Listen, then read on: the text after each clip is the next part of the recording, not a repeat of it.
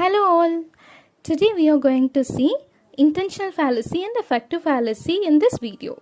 So before we talk about intentional fallacy and affective fallacy, let's take a look at new criticism because these terms are associated with new criticism. So, new criticism emerged in America and it was the new way of critiquing literary works, and that is why it was called as new criticism. And it was focused on the close reading of the text. The new critics evaluates the text as a whole and focused on the close reading of the text instead of focusing on any historical period, author's background, cultural conditions, and reader's reaction. So, now we get into this topic.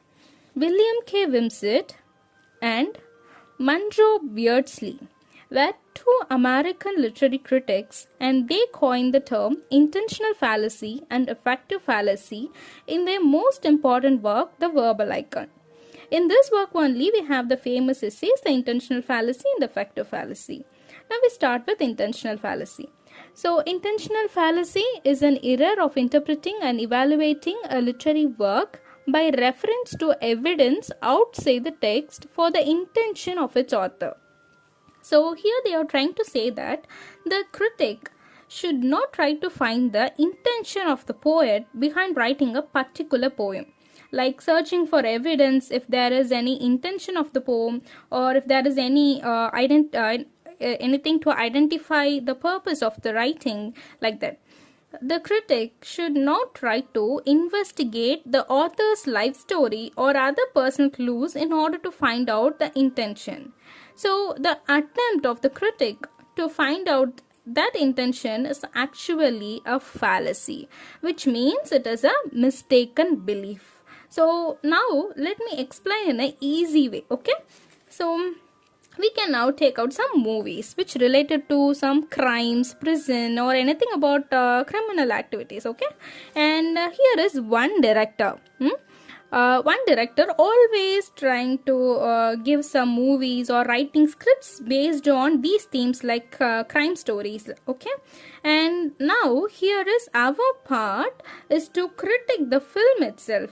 Now we don't want to search the background history of the director to find the intention behind the movie, okay? And for sure we can never find out the real intention of the director even by taking interviews, because we can never be sure that the director is telling the truth or the intention behind the movie. And the attempt to find the intention is actually a fallacy, and that is meant by intentional fallacy. Likewise, in the case of literature, therefore, the critic should not waste time by reading the personal life story of the author and trying to figure out what was the intention of the author, like that, okay? And Wimsatt and Beardsley believed that the life story of the author should be interest of the historian, not to a literary critic, okay? And they also believed that the feelings and sentiments expressed in the poem should not be attributed to the poet.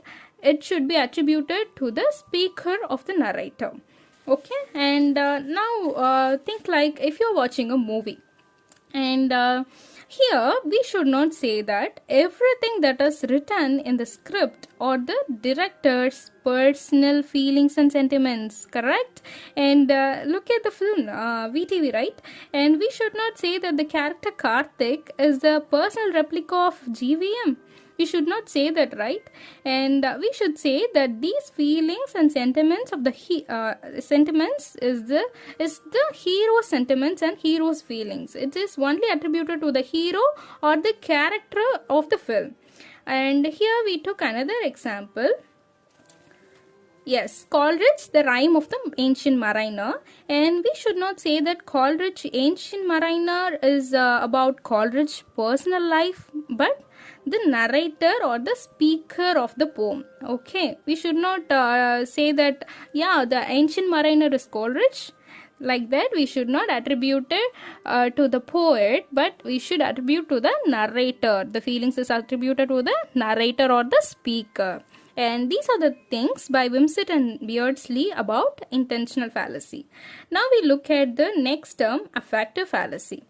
So Affective fallacy is the error of evaluating a poem by its effects, especially its emotional effects upon a reader or an audience, whoever it is. And as a result of this fallacy, the poem itself as an object of specifically critical judgments tends to disappear. So that criticism ends in impressionism and relativism. So let me explain. Sometimes readers get very emotional while reading a particular poem or a novel, correct? Then readers get emotionally affected. They get to move to tears even while reading a novel or a poem. Here Wimsatt and Beardsley said that just because some readers are getting emotionally affected by a particular work, that does not mean that it is the great work of literature.